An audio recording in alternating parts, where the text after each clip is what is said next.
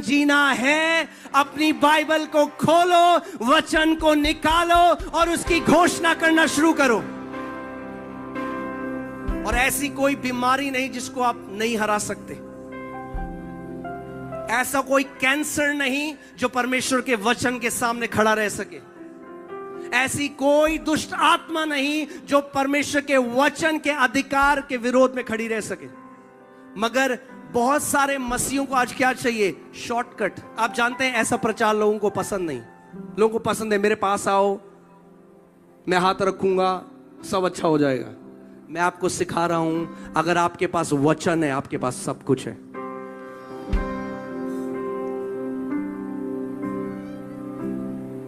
क्या हम वचन का आदर करते हैं? रांची झारखंड में आपको बता रहा हूं, एक नई पीढ़ी खड़े होने वाली है जो वचन की घोषणा करने वाली पीढ़ी है, और परमेश्वर महान चोटियों में उनको बिठा के रखेगा। एक बार मैं रात को जब प्रार्थना कर रहा था तो मैं दर्शन देखने लगा आत्मा में, और मैंने देखा कि ऊंची पहाड़ी है और उन पहाड़ियों के ऊपर सिंहासन कट के बना है, जो पत्थर से ही सिंहासन बने हुए हैं। और मैं वहां गया, उस पहाड़ी पे मैं खड़ा था और परमेश्वर की आवाज मुझे आई और बोला बैठ इसमें। और वहां पे मैंने देखा बहुत सारी, जहां तक मेरी नजर है वहां पे ऐसी पहाड़ियां और उनमें ऐसे सिंहासन बने और वो खाली थी। और प्रभु ने कहा ये मैंने अपने बेटे और बेटियों के लिए रखी है।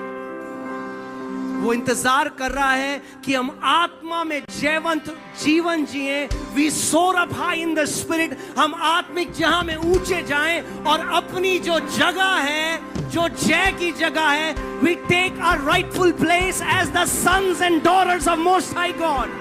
परमेश्वर के बेटे और बेटियों की जो जगह है वो हम ले लें।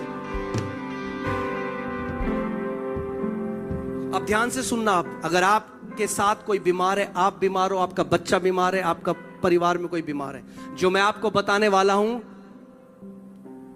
वो आपको बचा लेगा। वो आपको समय से पहले मरने नहीं देगा। ध्यान धरकर सुनना मेरी बात को। आपने गवाही देखी यहां पे, जो हमारी कलीसिया में एक बेटा है अमरजीत, उसको एड्स हुआ, HIV एड्स। और वो बहुत सारी ऐसी सभाओं में गया जहां पे उसके लिए प्रार्थना करी, मगर वो ठीक नहीं हुआ। तो किसी ने उसको बताया दिल्ली में एक चर्च है जहां लोग चंगे होते हैं, आप वहां जाओ। तो वहां आया और मुझे गले लगा के फूट फूट के रोने लगा कि मुझे बचा लो, मैं मरना नहीं चाहता, मेरे लिए प्रार्थना करो। और मैंने उसको कहा अमरजीत मैं तेरे लिए प्रार्थना नहीं करूंगा, क्योंकि तू बहुत परमेश्वर के दासों के पास जाके प्रार्थना करा चुका है। हम कई बार सोचते हैं हमारा सारा उत्तर क्या है? प्रार्थना करा लो किसी से, और हम उसके वचन को अहमियत नहीं देते। और मैंने उसको कहा नहीं, तुझे वचन का आदर करना पड़ेगा। आप ये देख सकते हैं, ये उसकी पहले की रिपोर्ट है, ये बात की रिपोर्ट है। मगर मैं आपको आज सिखा रहा हूं कैसे अपनी जय लेना सीखना है। कितने लोग यहां परमेश्वर के बेटे और बेटी हैं? हाथ। तो परमेश्वर पक्षपाती नहीं है।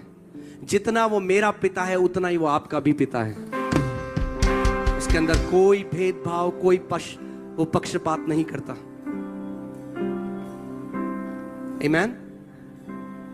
सो मैंने उसको बताया, सिखाया घोषणा कैसे करते हैं। और वो हर संडे कलीसिया में आने लगा, वचन सुनने लगा, वचन सुनने लगा, रिकॉर्ड करता। वो ट्रक चलाता था उस समय, और रोज फोन रिचार्ज करता। घर जाता, जो संडे को सिखाया जाता है उसको बार बार सुनता जब तक उसका इंटरनेट का पैकेट खत्म नहीं हो जाता। फिर अगले दिन रिचार्ज करता फोन को, सुनता। क्योंकि विश्वास कैसे आता है? सुनने से। हम क्या कहते हैं? हमारे लिए प्रार्थना कर दो। परमेश्वर कह रहा नहीं, अगर जय का जीवन जीना है तो आपको जयवंत, आपको सीखना पड़ेगा अपने पिता से कैसे लेना है। आप जानते हैं जितने लोगों को यीशु मसीह ने चंगा किया बाइबल में, वो मसीह लोग नहीं थे। किसी के अंदर उसका आत्मा नहीं था, क्योंकि यीशु ने कहा जब तक मैं ना जाऊं पवित्र आत्मा नहीं आएगा। प्रेरितों के कार्य दूसरे अध्याय में पवित्र आत्मा उतरा और तब कलीसिया का जन्म हुआ। तो मैंने उसको सिखाया कि कैसे तू वचन को ले अमरजीत, उस पर मनन कर दिन और रात, अपने दिल में डाल और अपने मुंह से उसकी घोषणा करना शुरू कर। तो उसने वचन, जितने चंगाई के वचन थे उसने लिए और वो घोषणा करने लगा उसकी। वो हमारे अपराधों के कारण मारा गया, हमारे अधर्म के कामों के कारण कुचला गया, हमारी शांति ही के लिए उस पर ताड़ना पड़ी कि उसके कोड़े खाने से हम चंगे हो जाएं। बोलता गया बार बार बार बार बार बार। फिर रिपोर्ट कराने गया और रिपोर्ट आई कि अभी भी एड्स है, और निराश हो गया। मेरे पास आया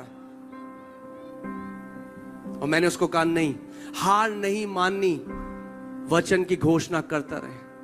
आप जानते हैं परमेश्वर का वचन कहता है कि मेरा वचन एक हथौड़े के समान। लोगों ने पढ़ा है, आपने देखा है कई जो मजदूर हैं जब वो पत्थर तोड़ते हैं, मुझे नहीं पता अगर आपने देखा है नहीं देखा, या जब दीवार तोड़ी जाती है तो एक हथौड़ा मारते हैं तो कई बार दीवार नहीं टूटती, और वो हथौड़ा मार रहा है, ऐसा लग रहा है कुछ भी नहीं हो रहा।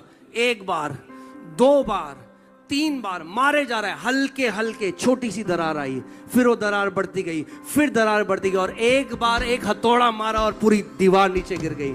ऐसे ही है, जब आप वचन की घोषणा करते हो, उस बीमारी के ऊपर परमेश्वर का हथौड़ा पड़ रहा है। एक बार, दो बार, तीन बार, आपको पता नहीं चल रहा है, मगर अंदर ही अंदर वो कैंसर नाश हो रहा है, अंदर ही अंदर वो बीमारी नाश हो रही है। और एक टाइम ऐसा आता है जब जड़ से परमेश्वर उस बीमारी को नाश कर देता है। बोलता बोलता गया, दूसरी बार गया, रिपोर्ट कराई, तब भी आया कोई फर्क नहीं है, HIV एड्स। फिर मेरे पास आया, मैंने नहीं, अगर लिखा है तो 100% होगा। और फिर उसने हार नहीं मानी, वचन की घोषणा करता रहा। फिर गया और रिपोर्ट कराई, और रिपोर्ट आई कोई HIV एड्स नहीं है, यीशु के कोड़े खाने से वो पूरा चंगा हो गया है। आमीन। क्योंकि जिस दिन आपने वचन से अपनी चंगाई लेना सीख लिया, उसके बाद खुद तो आप चंगे रहोगे ही, जाति जाति के लोगों को चंगा करोगे। मैं आपको एक कहानी बताता हूं, उसके बाद हम लोग प्रार्थना में जाएंगे, हमारे पास समय नहीं है ज्यादा। मगर एक परमेश्वर के दास हैं, वो एक जगह गए मीटिंग करने, और वहां पे जो पास्टर थे उस चर्च में, उन्होंने कहा कि हमारी चर्च में एक यूथ का लड़का है जो अपनी आखिरी सांसों के लिए लड़ रहा है, वो वेंटिलेटर में है, और सांस भी ऐसे लेता है, एक बार सांस लेता है, फिर 3-4 सेकंड तक उसकी सांस नहीं आती, फिर सांस छोड़ता है। और डॉक्टर कह रहे हैं कि अब मशीन बंद कर दें, क्योंकि वेंटिलेटर की वजह से वो सांस ले रहा है और वो बच नहीं सकता। उन्होंने कहा मेरे को जल्दी से वहां ले जाओ हॉस्पिटल में। तो हॉस्पिटल में ले गए, डॉक्टर ने कहा 2 मिनट है आपके पास। और वो जब अंदर गए, हम अगर होते तो हम क्या करते, हम उसके लिए प्रार्थना करते। उन्होंने प्रार्थना नहीं करी। वहां पे उसकी वाइफ थी जो 19 साल की थी, वो दोनों बहुत यंग थे, वो 21 साल का था, उसकी वाइफ 19 साल की थी। उन्होंने उस 19 साल की जो उसकी बीवी थी उसके पास अपनी चेयर को लगाया और बोला, बेटा मेरे पास 2 मिनट हैं, ध्यान धर कर मेरी बात सुन, क्योंकि अगर तू वो मानेगी जो मैं तेरे को बता रहा हूं, तेरा पति मरेगा नहीं मगर जिएगा। और आज मैं आपको, अगर आप मेरी आवाज सुन रहे हैं, मैं आज आपको वो बताने आया हूं। मैं आपको वो चीज देने आया हूं जो कभी फेल नहीं हो सकती, जो परमेश्वर का जीवित वचन है। यीशु ने कहा स्वर्ग और पृथ्वी टल जाएगा, मगर मेरे मुख से निकले हुए वचन का एक बिंदु भी ना टलेगा।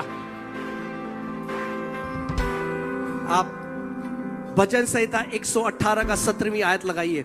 उन्होंने उस बेटी को बोला, बेटी सुन, वचन में ये आयत लिखी है।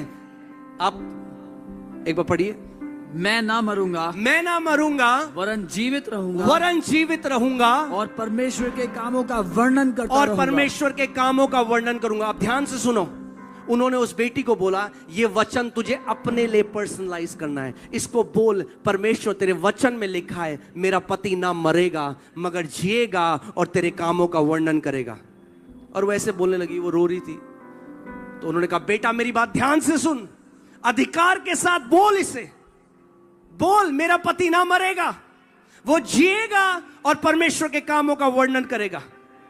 वो बोलते, कह रहा फिर से बोल, फिर से बोल, फिर से बोल। जब तक 2 मिनट खत्म ना हो गए वो उससे दोहराते रहे, और जाते जाते बोले तब तक बोलना जब तक तेरे शरीर में जान है, और जब तू थक जाए तो सो जाना 2-3 घंटे, फिर खड़े होना, फिर घोषणा करना। और वो चले गए।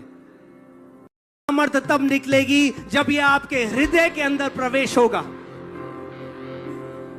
आप पढ़िए रोमियो 10:8। हालेलुया।